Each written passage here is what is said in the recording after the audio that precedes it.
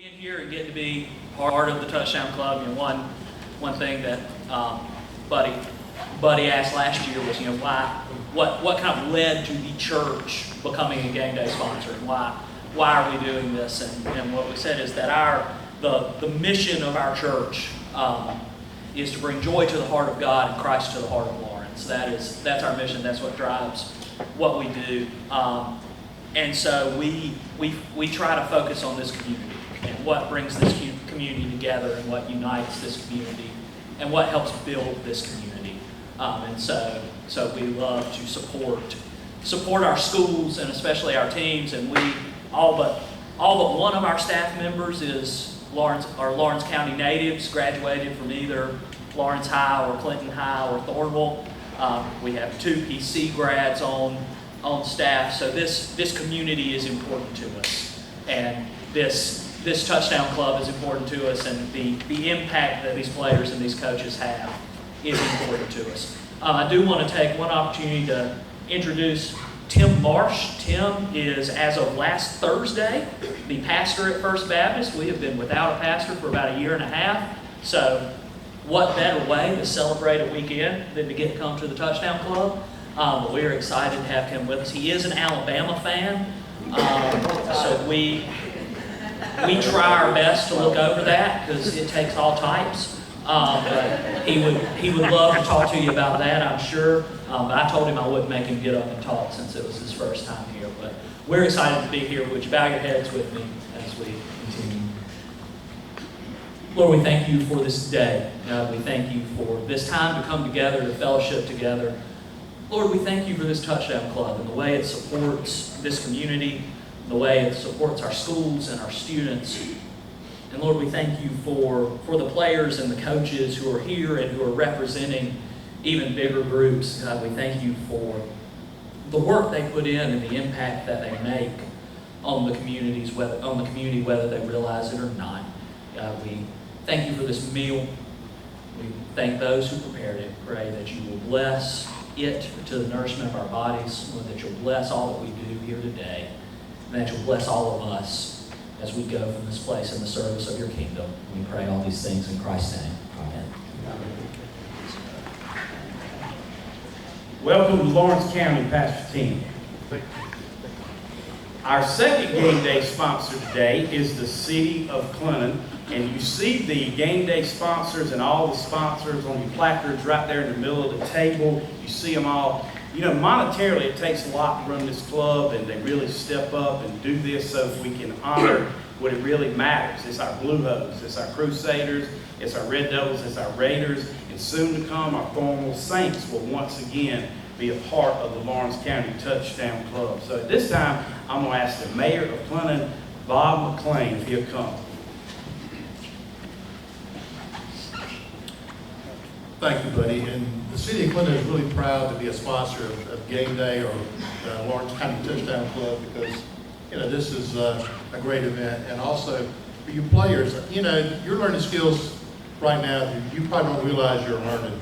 It'd be so much easier to stay at home during the summer, watch TV, play Game Boys, whatever you play on things. But it's tough to get up and go to practice for 2 days or 3 days? What do y'all do? 2 days or 3 days? What do y'all got? 2 days or 3 days? 1 a day? Oh my goodness. The old days, we had 3 a days in my high school. It's a large high school. You'd have 200 people show up to play football, and the coaches didn't want to cut anybody. So they had 3 a days. They made it as tough as they could. So the ones that really didn't want to play went home. So y'all are pretty lucky to have 1 a days. But so it's a great event. I want to thank the board for doing this and for allowing us to meet, combine the county as one group here because we're all really one county here. But I know Clinton High School and Lawrence are 2 different schools, and so is Lawrence Academy. But glad to be here, glad to be a sponsor. Thank y'all.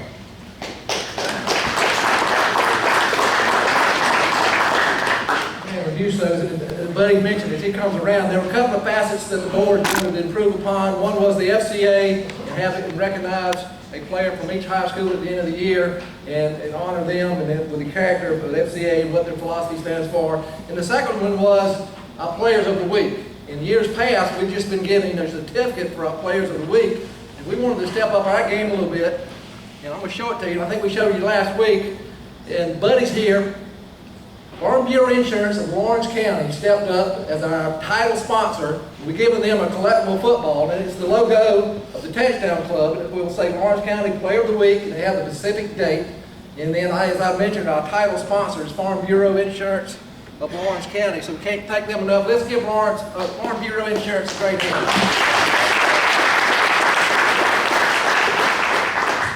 Of course, we hadn't met in a couple of weeks. It's been 2 Friday nights, so we got a couple of players of the week. 2 weeks ago, August 26th, from Clinton High School, DeVavius Dendy. I'm sorry, DeQuavius Dendy. Come up, Dave. DeQuavius. Let me tell you what he did against Lawrence. The coaches have a system with a grade. He graded at 94%, had 6 knockdown blocks, helped the team rush nearly 500 yards. 3 backs did an outstanding job as well. He's a senior. And let me tell you what Coach said. Coach Fountain said a few weeks ago, he said, this guy had limited playing time a year ago, but he worked extremely hard, worked in the weight room. He's now the starting right guard and great future things to come. They certainly run behind this guy, DeQuavius Dendy, August 26th, Player of the Week.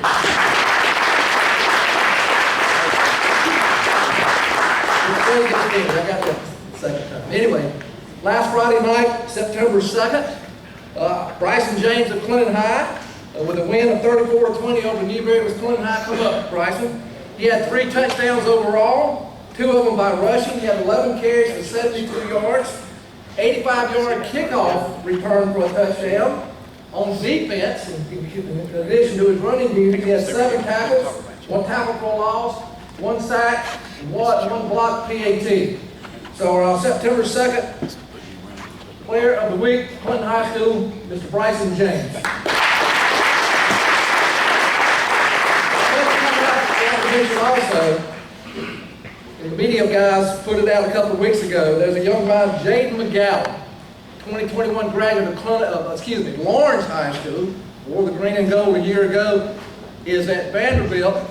You folks put out that he got a starting position. Well, folks, he's been the SEC Freshman of the Week 2 weeks in a row from Lawrence High School, Jaden McGowan.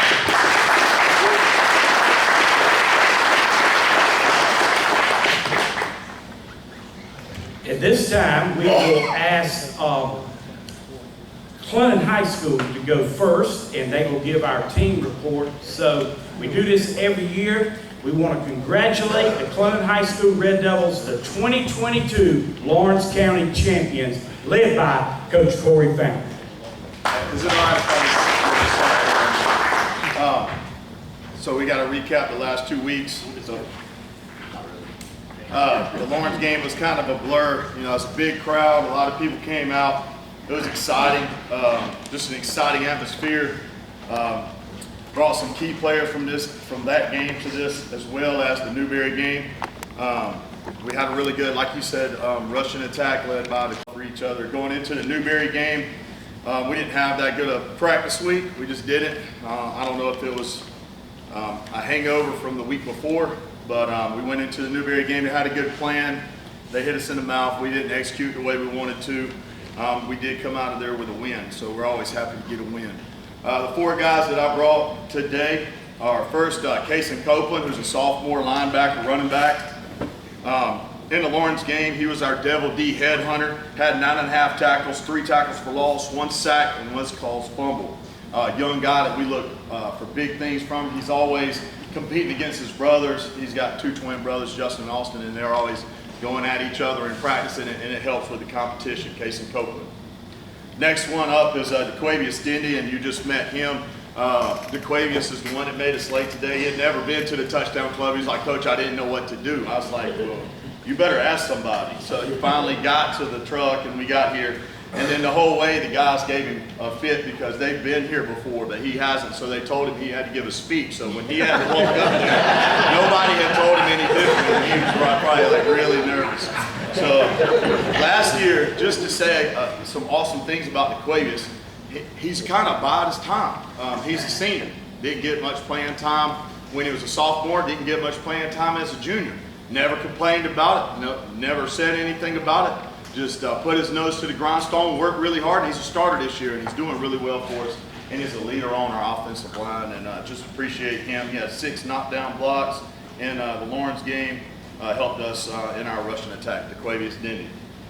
Next up is Justin Copeland, plays free safety. Here's our punt return guy, kickoff return guy. Also is our big playmaker, usually on the outside at receiver. Just a very consistent young man. Every day at practice, he comes to work hard. If the scout team is not giving us what we want, he's going to tell the scout team, you're not giving us what we want. We need you to perform better right now to make us better for Friday nights. And he understands. He's a guy that understands Monday through Thursday is where you win those football games. In the first game against Lawrence, he had a pick 6 that really got us going, got us sparked. Also had a long reception for 35 yards.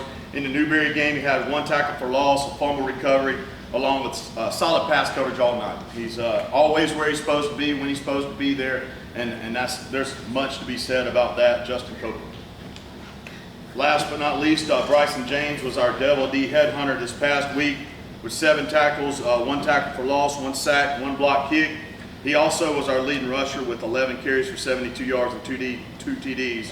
In the Lawrence game, he had 65 yards on 11 carries and 2 TDs, and he was second in the Devil D headhunter behind Kaysen in the Lawrence game. Just super young man like Justin, very consistent in practice, very consistent on Friday nights, and both these guys, these seniors, could make college team very happy. Those 4 young men are awesome young men as well. Thank you. Thank you. Up next, I'm going to ask Coach Daryl Smith of the Raiders. They got a big game against Chapman. The Lawrence Raiders have a very good football team. They have played 3 very good football teams and got a 4th coming up. But I'll tell you what, good things will come down the pipe for the Lawrence Raiders. I'm sure of that. Coach Daryl Smith. Yes, I just want to introduce some of our players. Roberto Luna. He's a young man that kicked a 33-yard field goal, and you see in the paper it's 39, but it was 40. I checked. I went back. So he kicked a 40-yard field goal, and he hit 2 PATs. He's been perfect on the year for his PATs and the 2 field goals, and he's really placing our kickoffs last week pretty good. And Roberto's one of those guys that very beginning, there was even another kicker we had early on. They came in together. But he just has worked himself into that spot. He's been in the weight room the last couple of years. He's done everything we've asked him to do in the summer and everything else. And he's the type of guy, he wasn't the best kicker at the very beginning, but he has worked himself into being the best kicker and being an outstanding kicker for us and doing a great job. Nick Woodruff, he's our fun-loving offensive lineman that makes everybody else laugh and me mad half the time, but he's good to have in the locker room. He's played for us for a couple of years now and is consistent, also playing some nose guard for us too, both ways, since we've had some injury things going on with our line right now. But he's done a great job for us for a couple of years now, and then moving in this year doing a good job. Reese Munyon is our another senior that we have on the offensive line, and he also plays some defensive line at times in the knee and has done an amazing job. And Reese he brings his hard hat to his lunch pail to work every day, and he's just matter of fact and just does a great job, does what you ask him to do. And these 2 guys right here have really helped us because the other 3 guys have not had much varsity playing experience, and those 2 guys are kind of our base there on the offensive line. And Sion Hunter, another person that didn't get much playing time last year because he had a guy in front of him that's now on Clemson's roster. I mean, he was a good player, but Sion called him to play more, but he stuck it out, he kept working, and now he's in that spot, he's making plays, and he's doing good stuff for us at cornerback, and he could be on a college roster next year because he's playing really well. He's obviously got a little bit of height and some talent. And Sion Hunter done a great job for us. Yes, as mentioned, we played some tough teams last 3 weeks, and we look back at those teams. Time will tell, but I can see those 3 teams potentially going, 30-0 over the next 10 weeks. So right now, we've got Chapman coming in. Still, it's a very good Chapman team. They've got some good talent at receiver and quarterback. And our big thing right now is we just have to have some patience, and we have to just keep working at the things that we know we need to improve on as far as tackling and executing our scheme correctly. And those are the things that we've been emphasizing through practice. And these guys have really taken to it. I think they've had the energy that they should have moving into the week after a couple of tough losses. And I can see them, the season obviously getting better for them as we move down the road, and just stay in the course. And that's what they've been doing, and we're just proud of them for that, because like I said, they've shown up every day and they're doing what we expect them to do, and we're just going to keep working at it and looking for big things later on down the road with them.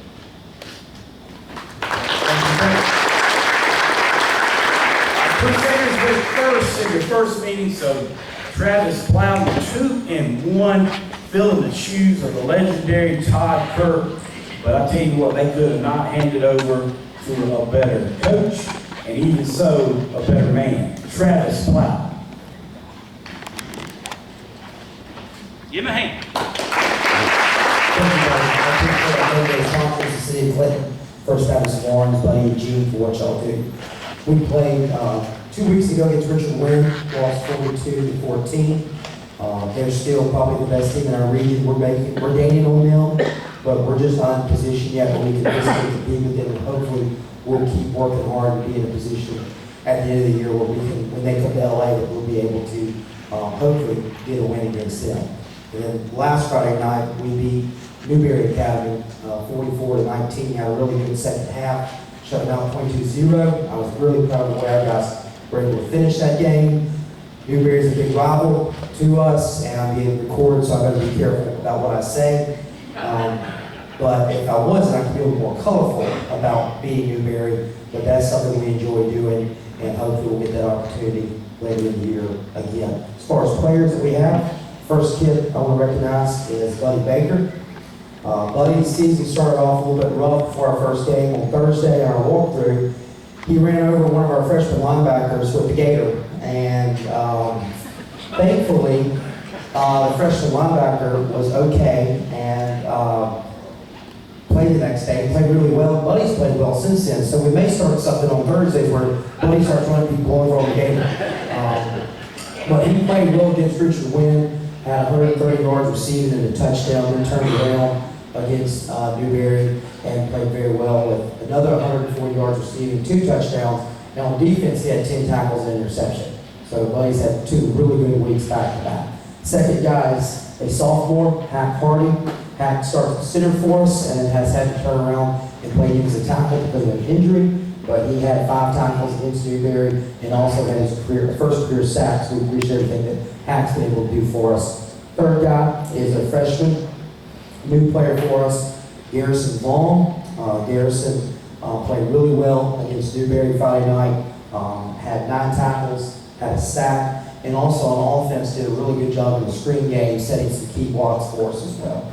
And our last guy, freshman Nathan Bell, who is leading the team in tackles, has had 2 really good games with Richard Wynn and Newberry. Both games he had almost 9 tackles total, and he also had an interception. We go to Oak Brook Friday night, and then after that we start region play against Wardlaw. Hopefully we'll just keep getting better and better, and we can keep on doing good things. Appreciate it. Thank you.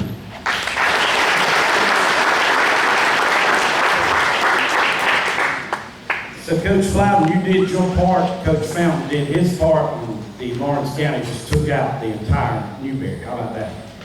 That's the way it went down last Friday. Now we turn our attention to our college football team, our beloved Blue Hose, and today we meet the head man.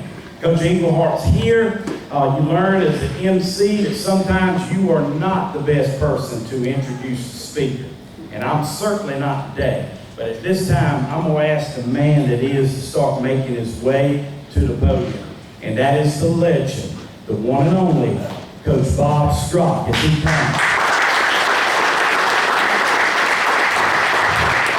Before I hand him the mic, just recently, Presbyterian College, standing before you right now, This is my opinion, but everybody knows what I'm fixing to say true. This is the most beloved man alive at Presbyterian College, right here. I never lose the opportunity when I can say this. The head coach of the 1959 and 60 Clinton Red Devils State Championship baseball team, Coach Strock. So they named the weight room. Presbyterian named the weight room after not only Coach Strock, but his beautiful wife, beautiful person, Miss Betty. So with that said, this is the man that introduced. Will you stand, Miss Betty? Raise your hand right there, Miss Betty Strock. Coach Bob Strock. I see that, buddy. I'm going to use my coaching voice. I don't think I need that microphone. But before I introduce Coach Englehart, I want to introduce a guest that we have here. And this is an avid football fan. He is new to the community. He's the pastor, Justin Ritter, at the Broad Street United Methodist Church in Clinton. As I said, he's an avid football fan. His daddy coached football in Carlton County. And if you go by on Saturday afternoon, you go find him in the den. He's probably got 4 televisions going and he's watching college football. So he is a very avid football fan. And I'd like for y'all to introduce yourself and to meet Justin. Now, as far as Coach Englehart is a native of Terre Haute, Indiana. He played his college football at Indiana State University. He was an outstanding quarterback, and he made several academic teams when he was there playing football at Indiana State. Not only good, but he's smart. And won't forget it, he's a family man. He married his high school sweetheart, Carrie, and he has 3 children. He has 2 sons and a daughter. His oldest son played for him down at Florida Tech and is about to finish school down there. His second son, or next oldest child, is Tyler, and he is the backup quarterback at Presbyterian College. Now, after playing football at Indiana State University, he went over to Rose Holman Institute of Technology in Terre Haute and was an assistant football coach. Several years he was promoted to the head coach, and he went 4 straight seasons winning 6 or more football games. And that had never been done at Rose Holman before. Then from Rose Holman, he became the head football coach, and I think he was the youngest head I think in 2006, and he was the youngest head football coach in the NCAA. And then he went from Rose Holman to the offensive coordinator at Indiana State. And his team at Indiana State finished 14th in the nation with total points scored. And from there he went to Florida Tech, and the first 2 years he was voted the Coach of the Year in the conference, the Gulf South Conference, which is a tough conference in Division II football. And then in 2016 and 2018, he won the conference championship, and he got involved in the national playoffs. Now, Coach Englehart, as a college football player, he was a winner. As a assistant coach and head coach at Rose Holman, he was a winner. At Florida Tech, he was a winner. Now, in my opinion, the best indicator of future success is past success. And you mark my word, he will be a winner at Presbyterian College. Coach Englehart.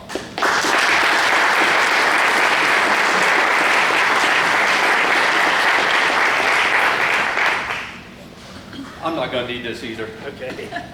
Yeah. When Coach Fountain didn't use a microphone, then how could I get up here and use a microphone? But thank you, Coach Strock. A lot of kind words, and some of them were true, not all of them. But I appreciate being here. I appreciate the invite. I appreciate everything the football club does here. I appreciate a lot of the people that I've been able to meet since I've gotten here in January. Harold Nichols, look at him, and what a influence he's been on me since I've been here as well, and has been a supporter. Of course, Bob and Betty Strock, everything that they've done and supported. You know, I always know when Bob Strock is around, because I'll be sitting in the office watching film with the staff, and I hear my door squeak open, and I wait about 10-15 seconds, and then I see his head pop around. Coach, how you doing? And he comes on in and talks to us, and it's been awesome having him around, and he's been so supportive. You know, once again, thank you for having me. I'm surprised that I wasn't canceled after our last performance this past Saturday. We did not perform very well up at Austin Peay. You know, since January, however, I have been asked if I was going to punt. And we did do that a lot. Not very well either. But in all seriousness, you know, we really faced a buzzsaw there on Saturday. It's a program that has really put a lot of effort in increasing their program. They put a lot of time and energy in their program. They're established over the last several years, and I'll get back to that. They've just dumped a lot of money into the program to be successful. And I really think by the end of the year, they'll be one of the top, you know, probably 20 teams in FCS. They've got a very explosive offense. You know, they've got a lot of speed. We were outmatched in a lot of positions. It reminds me of my old high school football coach when I was standing on the sideline watching kind of them go up and down the field on us, and then us not doing a whole lot. What he used to say is, boy, we're not very big, but we sure are slow. And that's kind of what that felt like watching that game from the sideline. But, you know, really quick, I want to introduce some of my staff that I brought with me. Jason Martin, he was here with me last time. He's my assistant head coach, assistant offensive coach, also is a recruiting coordinator, coaches our tight ends. He's been with me ever since Rose-Hulman. You know, I was the youngest head coach in the nation when I took over at Rose-Hulman, and after 2 years I hired him there in 2008. He's been with me ever since, kind of as my right-hand man. Also my defensive coordinator, Dan Owen, and he's been with me since Florida Tech. Believe it or not, I recruited him to come and play quarterback for us. He wasn't a very good quarterback, so I talked him into not playing anymore, and I put him on the defensive staff as an assistant, a student assistant on the defensive staff, and he's become a really good defensive coordinator. He's with me there, made him a GA, hired him full time, and then I kicked him out and made him go work for some other people and see how it was to work for other people. And then he was my first call when I got this job here at Presbyterian. And then William, we call him Billy. He likes to be called William because he thinks that's more professional. I don't know, I call him Billy. But William Kirkendall is our special teams coordinator. And you know, he's a heck of a hard worker. You know, I met him at a convention right after he graduated, right over in Charlotte actually, right after he graduated from college, and he said he wanted to get into college coaching. I said, well, good luck. And I said, if you want to get into college coaching, you need to come and volunteer for me at Florida Tech. So he came and volunteered. He was there the next Monday, there standing at my door ready to volunteer. And he volunteered for me for that entire year, and then went on to Gardner-Webb and Morehead State and several different places, and then brought him back here as a special teams coordinator. Also, Jen Williams is here. She's our assistant athletic director for corporate sponsorship and tickets. So if you need any tickets for our home games, she's your contact there. And if you want to throw any money our way from your corporate partnerships, do that as well. So we appreciate that. You know, I want to, real quick, because I want to go back a little bit to the Austin Peay and just draw some parallels here. But before I do that, I want to talk about our motto at Presbyterian College, all right, with our football program. And it's pull the rope. every single day in your life, you have a tug of war with all the different struggles and the things that go on in your life. You know, for our players right now, it's managing being on a football program, and it's managing your academics, you know, your faith, your friendships, everything that goes on in your life. And there's a lot of other stuff on the other side of that rope. And you just got to pull the rope every single day. And I think that goes for everybody in life. We all have challenges. We all have things that we deal with, you know, whether it be with your family, whether it be with your job, whether it be, once again, with your faith or whatever you're dealing with. And there's a lot of other stuff on that other side of the rope. And our motto is trying to get everybody on our team on the same side of the rope and us all pulling in the same direction. And to do that, there's three things that we talk about, and that's effort, that's discipline, and that's perseverance. And I won't go into each one of those, but we have a pretty defined definition of what each one of those really mean. But I think if you give great effort every day and you have discipline in what you're doing, and it's hard to have discipline, it's the things that you know you need to do, but you don't necessarily want to do.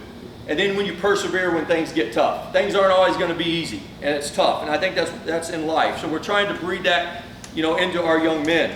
But it's not just about our team. It's not just about our coaches. It's about everybody in our administration, at our school, in the community. If we want Presbyterian college football to get to where we think it can be and it should be, everybody's got to be on the same side of the rope, and everybody's got to be pulling in that direction. So I'm going to go back and draw a quick parallel to Austin Peay. All right, once again, Austin Peay I think is a really good program right now. They've had their struggles in their past. So I'll draw a few parallels. They started in the 2000s. All right, in the 2000s, they started as FCS. They went to independent. They didn't feel like they were doing very well. They went to independent FCS. Then they dropped down to the Pioneer Football League for 4 or 5 years. And then they go back to independent. All right, then they go to the Ohio Valley. And then now they're in the A-Sun. So a lot of parallels with our program. We've jumped around conferences, not trying to figure out where we belong and what really fits us. Sometimes you just got to get yourself on stable footing. All right, and I think that's what we're trying to do right now. So that's one parallel. All right, in 2000, and this isn't really a parallel, but I'm just going to give you this information. From 2013 to 2016, in that 4-year span, that's not very long ago, right? 2013 to 2016, in the grand scheme of things, not very long ago. Austin Peay was 1 in 55 in those 4 years. 1 in 55. In 2017, or sorry, so that 2013, 2016. In 2014, they hired a new president.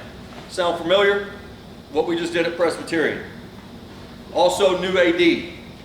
All right, they started construction on a lot of their athletic facilities and upgrading their facilities, building new facilities. Sound familiar? That's what we just did. We had a dedication at our university a week ago about a lot of new facilities being built over at the college for softball, for baseball, for basketball, a multi-purpose facility. And people ask, how's that going to help football? Man, that helps football in so many ways. From a recruiting standpoint, from just being able to spread out our 19 sports into different venues and different areas to give us more flexibility within the Templeton Center for our football program. So those are some things, all right, parallels Austin Peay started doing. Hired a new president, new athletic director, started building facilities. In 2017, all right, 2017 they went 8-4, then 5-6, and then 2019 they were 11-4, went to the 3rd round of the FCS playoffs, all right, beat Furman in the 1st round. They grew their program. It takes time. It takes time. You have to go through a process. And that's what we're doing right now. We're doing that right now. We're going through a process. We're trying to get our young men to believe in what we're doing, and they do believe. We traveled this weekend. We traveled 25 true freshmen and 22 redshirt freshmen or sophomores. That was 47 young men that most of them never traveled or never played in a college football game. And we had to go against a really, really good full scholarship FCS program. So it's part of the process. It's part of what we're doing. I think, you know, in athletics, a lot of times, especially with coaches, if you want something, it's either yesterday or now, right? If you want something, it's got to be done yesterday or it's got to be done right now. And we're in a position where we've got to do it right now. We need the support of everyone. We need everybody pulling the rope in the same direction. And, you know, the past of PC was great. There was a lot of great things about the past of PC. A lot of great things about the rivalry with Newberry. And I get it. And everybody holds on to that. And I get it. We're in a different position right now. We're in the Pioneer Football League. We're in Division I, and we have to build Division I rivals, which we have with Davidson College. And that is it's going to be a great rival.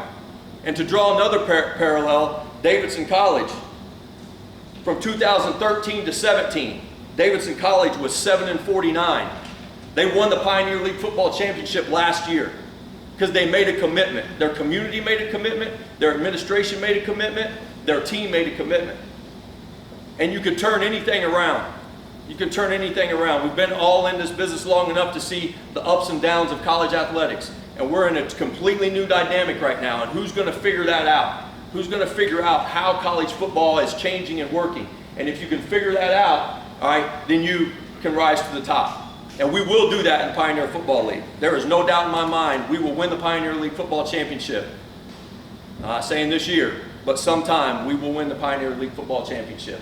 I believe it. I believe in our administration. I believe in the things that we're doing at the university. And I believe that we will get everybody in this community and everybody that is involved with Presbyterian College from an alumni basis, community basis, or school basis, we'll get them all pulling in the same direction and we'll all pull the rope together. So once again, thank you for having me. I appreciate you. I appreciate all that you do for not only us at Presbyterian, but the local high schools. I think it's great, and congratulations, to your starts over here. And I know that you guys will get it going. Go get them this week. All right, appreciate you.